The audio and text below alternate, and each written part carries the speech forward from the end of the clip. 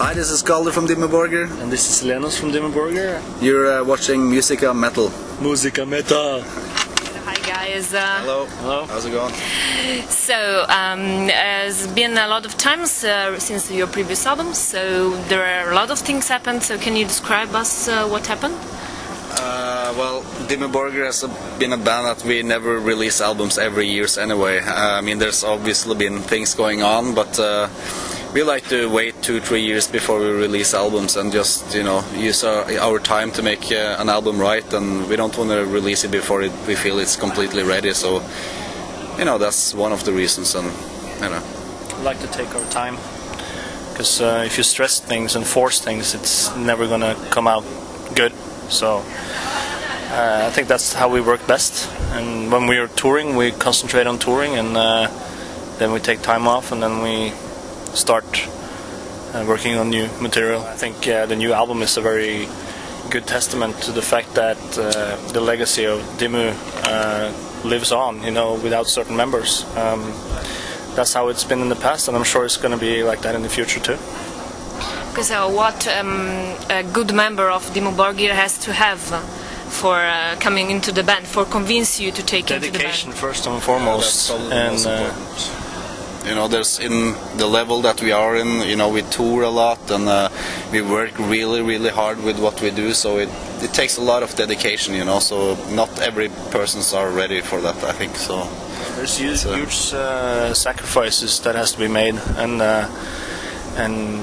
that's some, as I said, it's not everyone is ready to do that, and after a while people might also start taking things for granted, and that's when you step into the salad real bad, you know. It's that's when things go sour, and that's what happened basically. And we, with the lineup change last year, we made a huge statement about it, and we could of course have gone more detail into the works than we did, but I think most people get the picture, you know, so it's no point continue to throw dirt in the press. It's not what we're about, so. So, and what about the sound? So, changing the members, do you think that influenced the sound, and is a good thing or is a bad thing? It's a good thing for sure, because you know, negative stuff can also be turned around to something really constructive, and that's what happened. It wasn't a big deal for us three that's left in the band, because we have always been the main songwriters and taking care of the arrangements and everything in the past anyway, so for us it was not a big change, you know, but for people on the outside, especially the fans, it could look extremely dramatic, I guess, but it's, you know, for us it's not a big change really. We always compose songs, not just put riff and riff together, but we think a huge structure from the beginning of making a song, and there's so many layers, there's so many stuff that has to be put into a song, because that's how we write our music. And, we pretty much just transfer what we make on keyboards, you know, into the orchestra.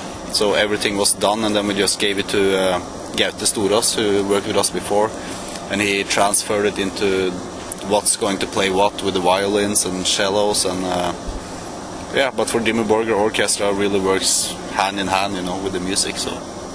Okay, so did you listen something of, for example, Wagner? Or not really, no. I mean, we've never taken any direct influence from any type of music or band or anything like that. You know, it's like, because, I mean, yeah, of course you get inspired by what's happening around you and what you listen to, but you, the way we have always done is to channel it and use that inspiration to create something as something on your own, you know. I mean, of course, when we listen to Darkthrone, it's not like we're gonna sound like Darkthrone just because we're inspired by them, you know. So.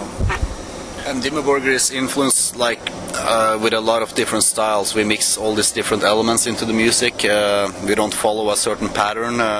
We can make a metal song, heavy metal song, and we can make a black metal song. You know, it doesn't really matter to us as long as we like it ourselves. And this album is a very good example of that. It's got all the elements, you know, it's slow and it's fast and, yeah, guitar oriented and very orchestral oriented, so. It has everything. Yeah. So even the chorus has got a very huge part inside the record? Are you satisfied, and do you think you will use again?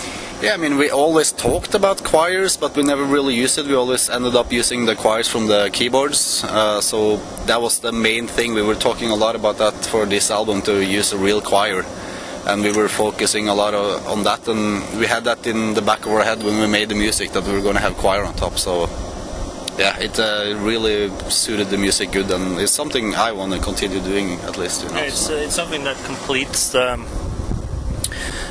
sound of Dimmu. I mean, in the past we also used orchestra, like on Death Cult and Puritanical, but I think it's first on this new album that the fusion of all these elements come together in a more complete way.